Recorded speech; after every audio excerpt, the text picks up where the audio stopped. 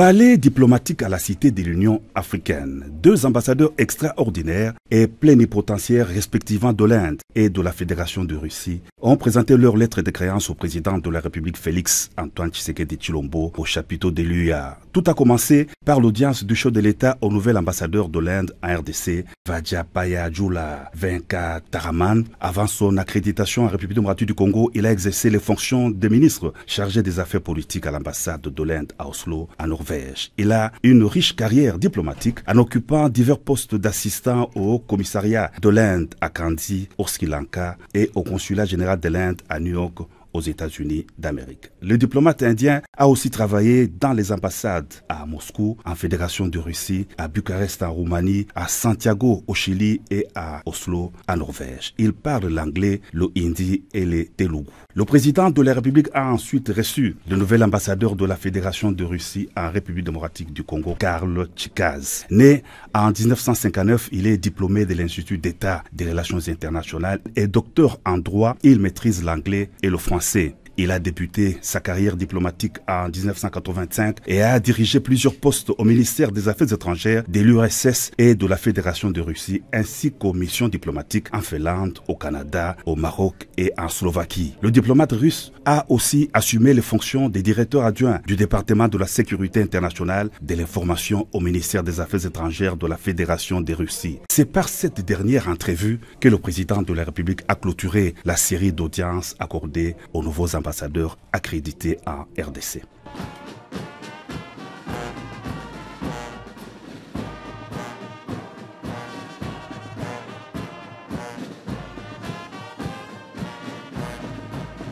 Africa Cool, la chaîne authentique.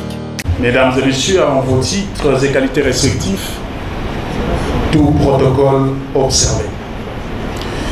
Au nom de son Excellence, Madame la Ministre de la Jeunesse et Éveil patriotique, je voudrais m'employer à un exercice de gratitude consistant à remercier Proactif SARL, initiatrice de cette activité à travers laquelle les pouvoirs publics représentés au plus haut niveau et les jeunes réfléchissent sur l'avenir de cette catégorie la plus majoritaire, la plus active de la population congolaise.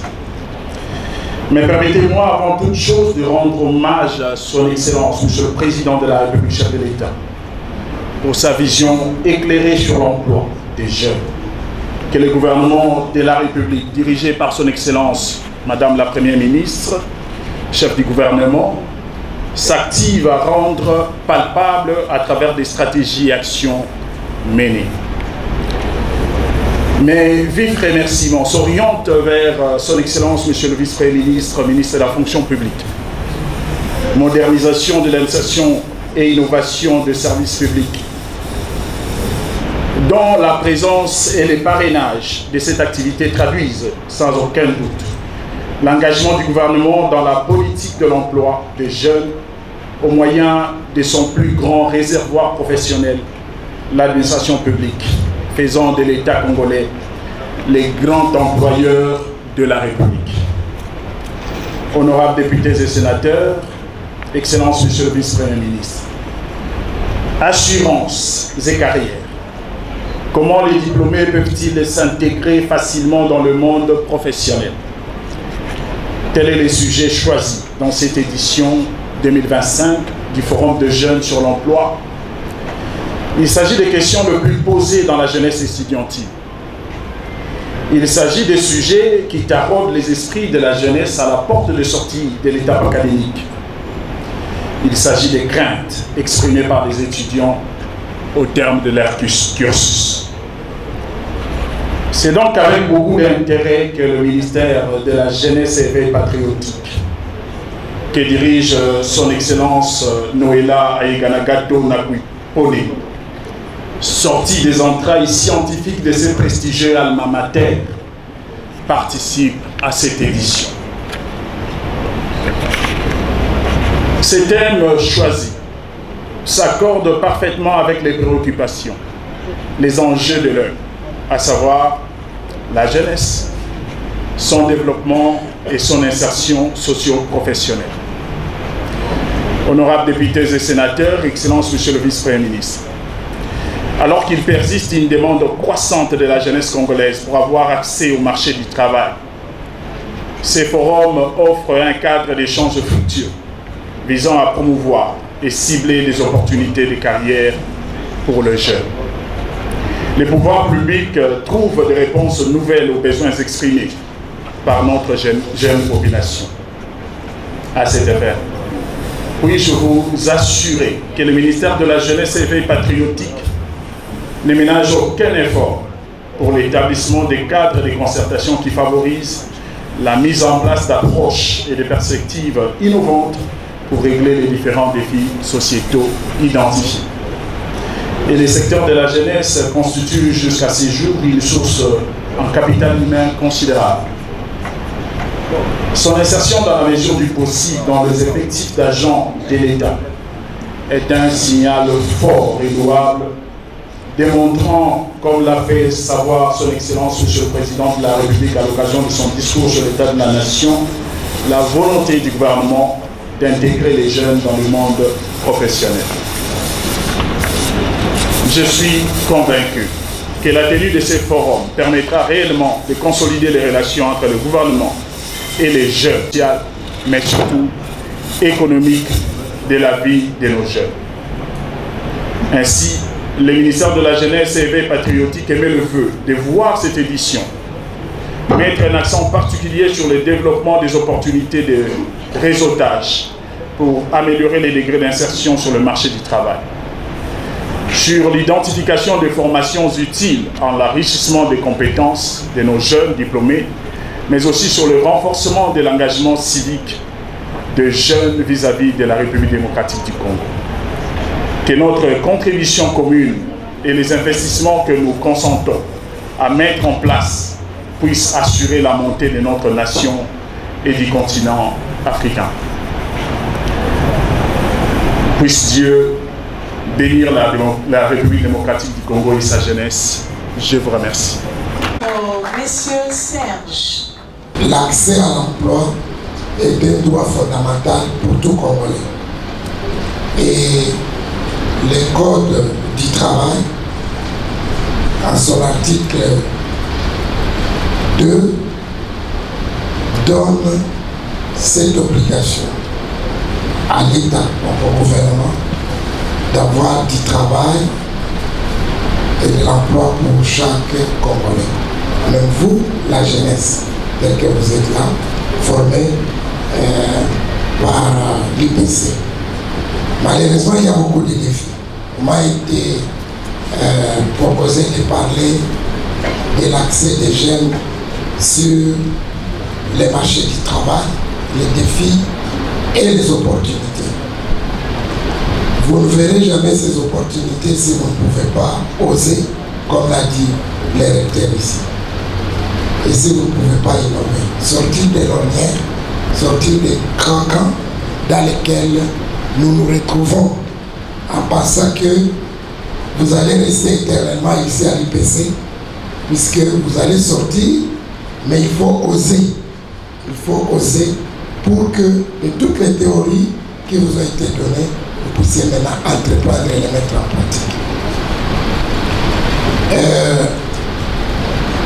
Il est très capital de relever les défis de l'emploi dans notre pays et c'est pour cela que le gouvernement,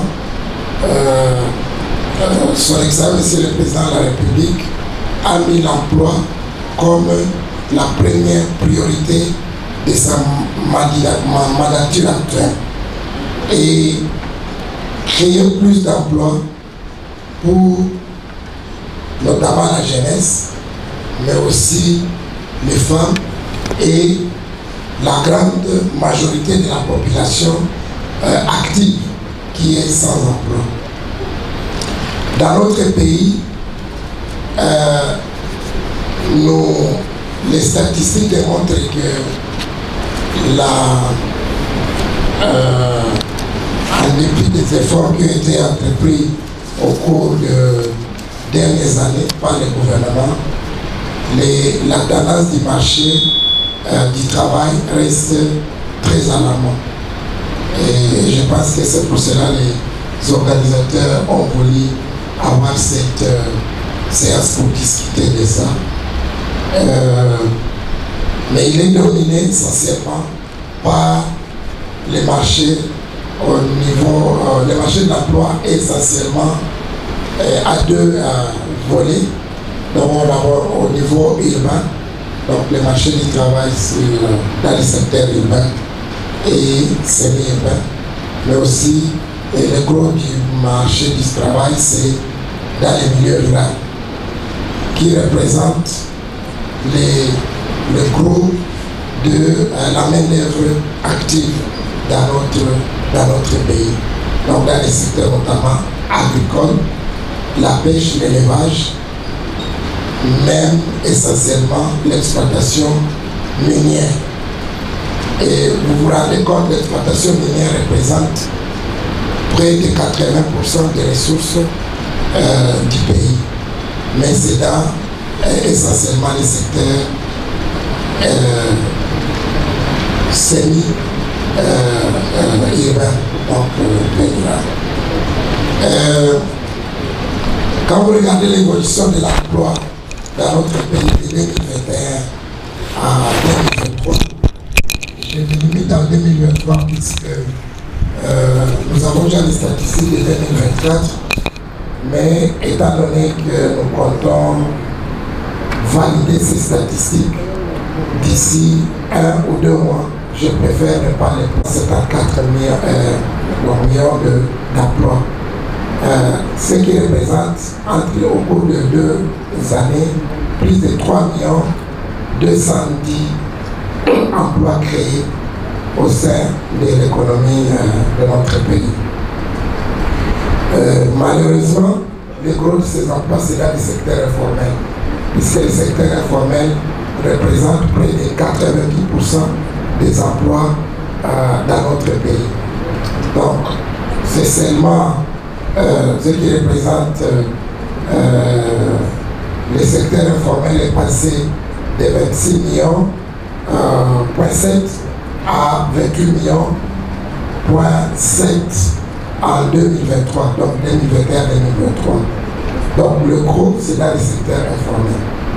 Et c'est là où vous trouvez, en entrant ici à l'IPC, j'ai vu les chauffeurs ayant la peine à accéder, puisqu'il y avait beaucoup de motocyclistes qui déposaient des étudiants et d'autres personnes qui viennent ici ou qui ont des activités autour de l'IPC.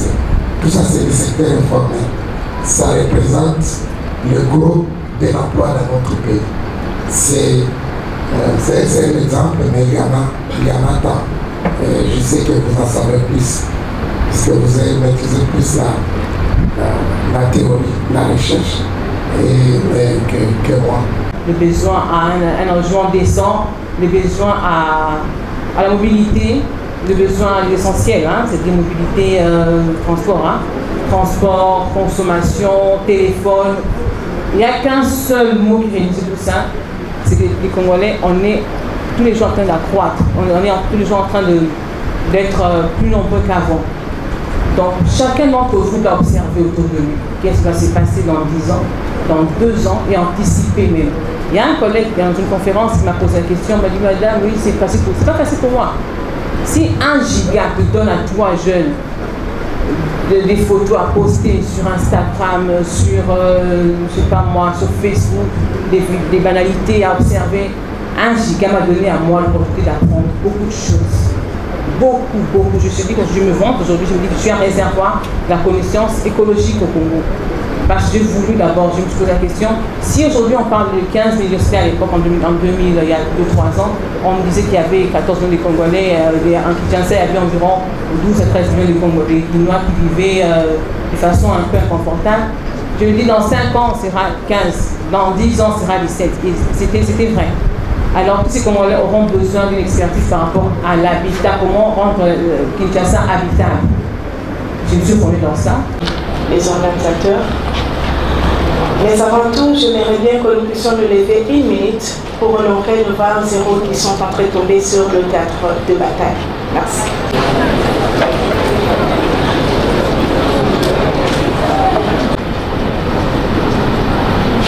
Mais je commencerai par une brève présentation. Je m'appelle Nénette Mukembe.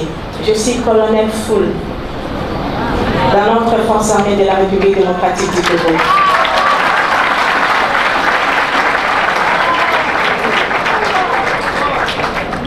Licencié en sciences politiques et administratives, je commençais à l'UNIKIN et j'ai terminé à Septomade.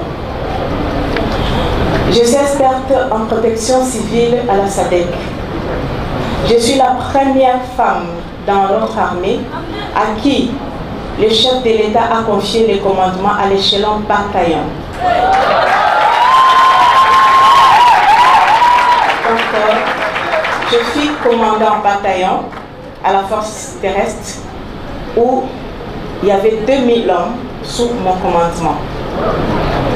J'ai eu à faire des campagnes militaires, notamment de Kwamuntu jusqu'à Amachambio. En dehors de là, j'ai eu aussi à faire d'autres campagnes militaires. Je suis mère de famille et je suis karatéka.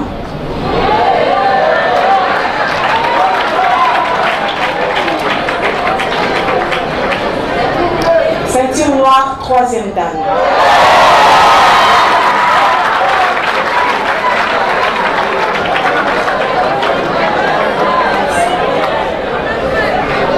Pourquoi l'engagement des femmes dans les forces armées de la République démocratique du Congo?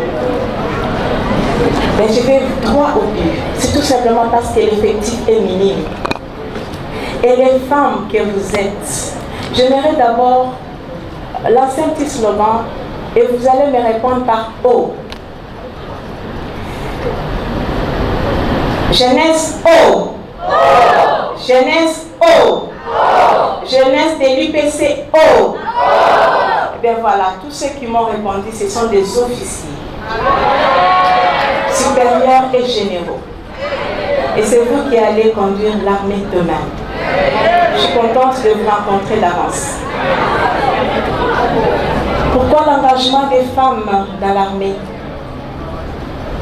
Je venais de dire l'effectif féminin. On a plus besoin des femmes aussi dans les services de sécurité. L'engagement, comme le mot le dit, étymologiquement, ça prend plusieurs tournures. Mais dans l'armée, ça veut tout simplement dire que je me remets à ma patrie, donc je reste entièrement disposée à ma patrie, jusqu'au sacrifice suprême. Mais là, ça fait peur. Parce que quand on parle de l'engagement dans l'armée, tout le monde se dit, ah, Bazoti Namana Bitumba. Non. Dans l'armée, il y a plusieurs filières. Il y a l'administration, il y a la logistique, il y a le génie, il y a le corps médical et il y a les juristes dont vous connaissez bien. Et j'ai déjà été invitée ici quand on fait la simulation des procès. Il y a des cordonniers, il y a des tailleurs, des couturiers qui courent nos tenues militaires. Des cordonniers qui confectionnent nos chaussures. Il y a aussi des coiffeuses. Il y a aussi la presse.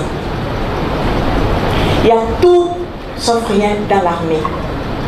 C'est-à-dire quand vous venez vous engager dans l'armée, ne dites pas, ok, moi je suis à l'UPC, qu'est-ce que je vais faire dans l'armée? Il y a la reconversion aussi. Vous êtes formé à autre chose et vous allez là-bas, vous allez trouver autre chose. Et cela dépend de votre... N'ayant grandi en Belgique, je voulais, moi, donner ma vie pour ma patrie. Je pouvais avoir la facilité d'être engagé dans les services de sécurité des pays dans lesquels je suis natif. Mais je me suis dit, je donne le meilleur de moi-même dans mon pays. Et je suis ici, dans notre armée, qui n'est pas un dépotoir. Ce n'est pas parce qu'on a échoué quelque part qu'on s'est dit, ok, je vais finir, je vais au moins dans l'armée. Non. Là-bas aussi, il y a des crèmes, parce que toutes ces crèmes intellectuelles sont recrutées parmi vous, comme je le fais maintenant.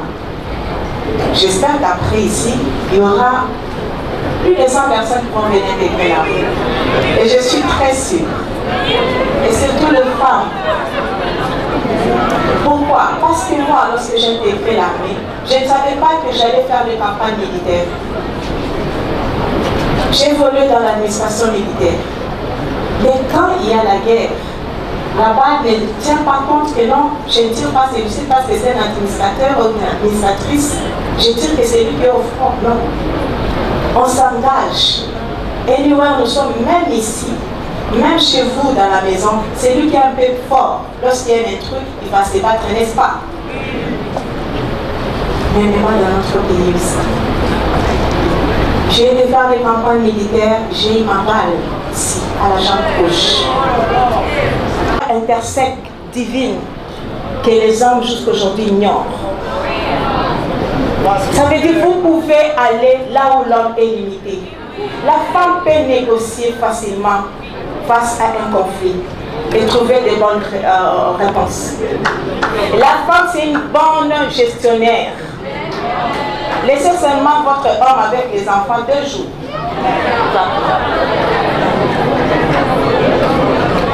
C'est en ce moment-là qu'il va comprendre que non, cette dame a des potentiels. Même dans l'armée, amenez votre savoir-vivre, savoir-faire, savoir-être. Amenez la crème des crèmes que vous avez pour compléter, pour contrer tous les défis que l'armée rencontre. Elle a besoin de cette jeunesse, elle a besoin de ce dynamisme, de cette dynamique. L'armée a besoin de vous. C'est votre armée, les forces armées de la République démocratique du Congo. Et ça, c'est votre patrie. Ça, c'est votre pays. Il ne faudrait pas que demain vous venez dire que non, il y a des intrus dans la main. Non, pendant qu'on est en train de lancer des appels par-ci, par-là, chers frères et sœurs, que venez nous compléter, venez avec votre crème intellectuelle, intégrer l'armée, donnez le meilleur de vous, parce que vous avez quelque chose à donner dans l'armée.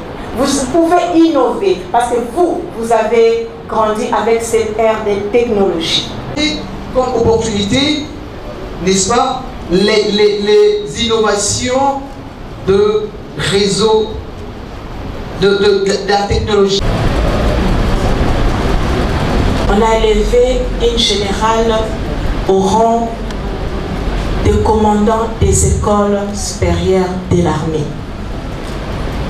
Parce qu'il fallait commencer avec une dame, je peux dire cobaye que j'étais, mais j'ai bien géré les derniers publics. J'ai bien géré les personnels qui étaient sous ma responsabilité. Sensibiliser les jeunes à continuer à exploiter leur culture. Parce que vous ne pouvez pas intégrer l'armée si vous ne connaissez pas votre culture, si vous ne connaissez pas votre pays, si vous n'aimez pas votre nation. Aujourd'hui, vous venez à l'UPC, c'est pour vous informer et votre le lendemain. Et sur base de l'information que vous allez avoir, vous allez être affecté dans les différentes filières. Et vous vous souviendrez toujours qu'il y a une dame qui est passée, qui nous a conscientisés pour pouvoir vraiment donner le meilleur de soi pour sa patrie, pour son pays. Tout est gratuit dans l'armée. Tout est gratuit sauf la promotion.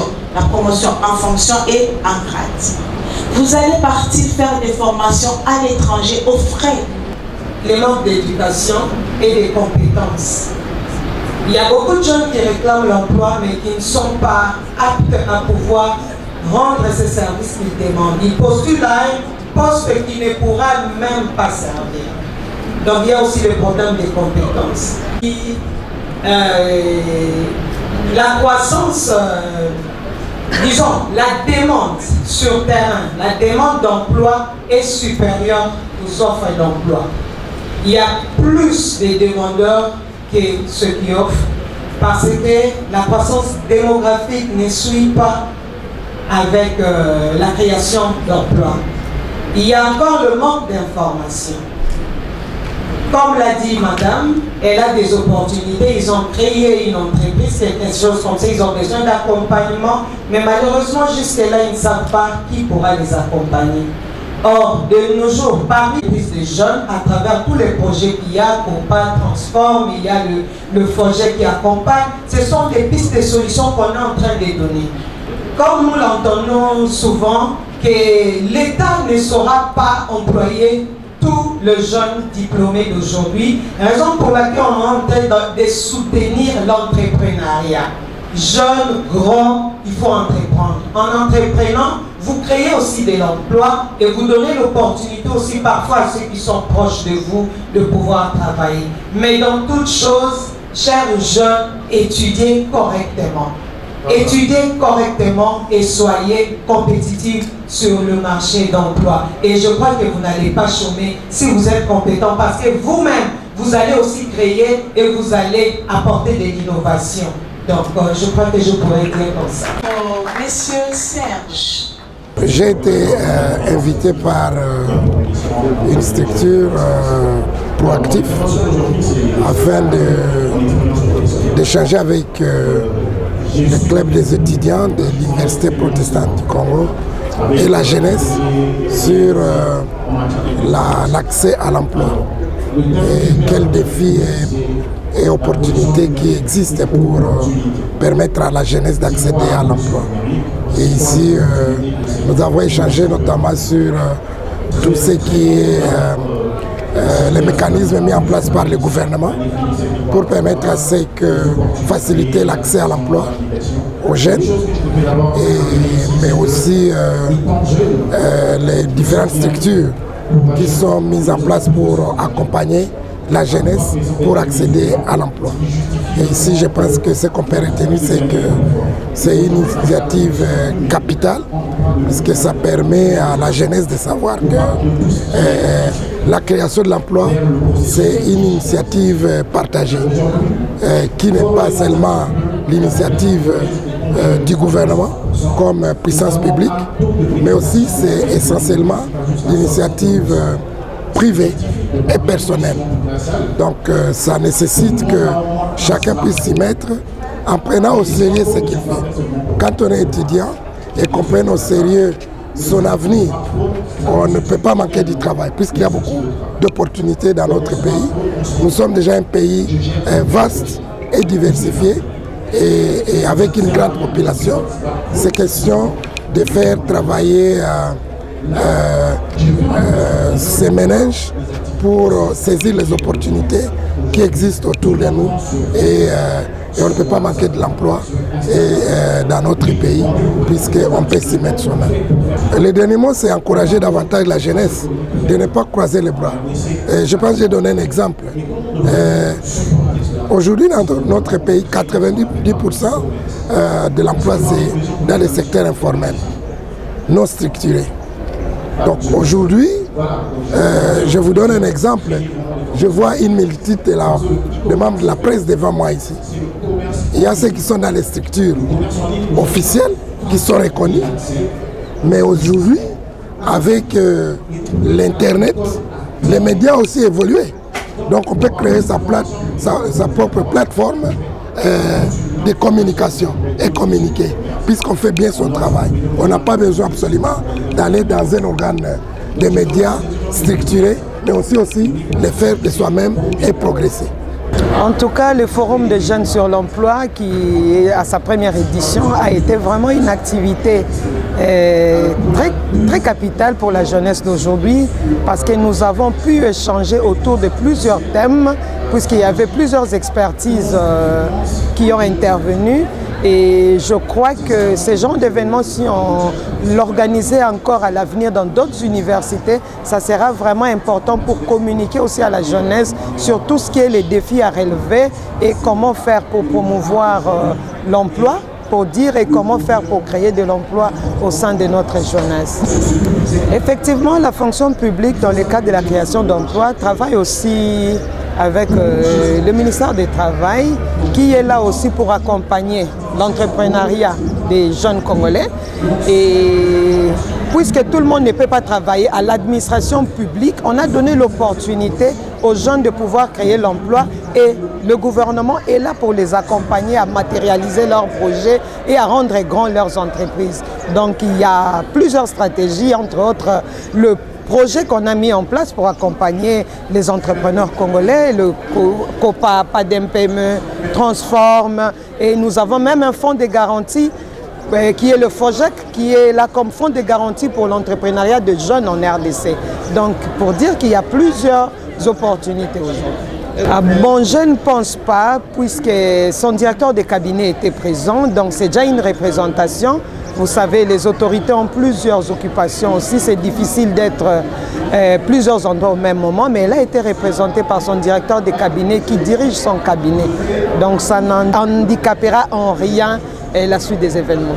Votre dernier mot, ce sera laquelle par rapport à cette première audition? En tant que femme, j'étais venue parler sur l'employabilité de femmes et je vais pousser plusieurs femmes à dire que levez-vous, croyez en vous, et toute femme est grande, le Congo de demain est entre nos mains. Si nous nous levons et nous enlevons tout ce qui est tout ce que nous avons à nous sous-estimer, je crois que nous créerons un monde meilleur. Je suis Roberto Yokoto, président des étudiants de l'UPC. Il était question du premier forum de la jeunesse face à l'emploi. Il était question dans cette première édition de pouvoir mettre les jeunes en face de certains décideurs, en face de certains employeurs sur la question de l'employabilité des jeunes. Parce que les jeunes que nous sommes en République démocratique du Congo, nous faisons face à un sérieux problème de chômage. Et il était question de pouvoir comprendre le pourquoi de ce chômage, mais aussi au-delà de ça, pouvoir réfléchir sur une piste de solution, de sorte à ce que les jeunes que nous sommes, après un cursus de 3 ans ou de 5 ans, que nous puissions être en mesure de pouvoir trouver de l'emploi et ne pas tomber dans le chômage. Je dirais qu'il n'était pas question d'une absence remarquée comme vous le dites, parce qu'elle s'est fait valablement représenter par son directeur de cabinet. Je ne pense pas que ce soit un handicap parce que celui qui était là, la représentant, sûrement elle est empêchée, fera un rapport et nous aurons des retours très favorables par rapport à cela parce que ce n'est pas une première fois que nous avons eu à travailler avec elle et c'est un soutien indéfectible qu'elle nous prouve à chaque activité. Africa cool, et abena cool, Africa cool, abena cool, le quoi cool matopi. Après toujours,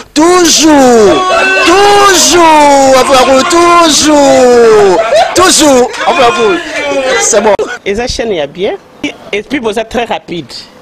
Et ça très rapide, et ça chaîne mon co, bah quoi ça a bien confiance. En tout cas, nous avons na bato oyo nanu ba souscrire te bazwa. Donc, eza vraiment net o ba lobakaki buka lelo, lamba lelo, lia lelo. Vous voulez le Congo pour que le Congo devienne cool, pour suivre les cool analyses, alors revenez et abonnez-vous massivement. Bobozana Moana, massivement. Alors beaucoup de gens ils pensent que l'Afrique cool donne l'information en temps réel.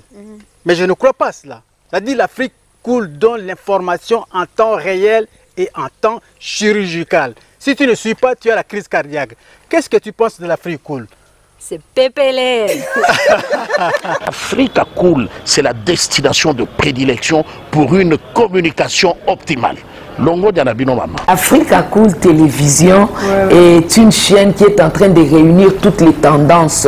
Donc les chrétiens s'y retrouvent, les païens s'y retrouvent, les politiciens s'y retrouvent, les femmes ménagères s'y retrouvent. Donc Eza Eloro na biso to sepe la ranango, yango chaque fois son aïe na Kinshasa, il faut namona Africa Cool. Et au monde de la chaîne Oeza impartial.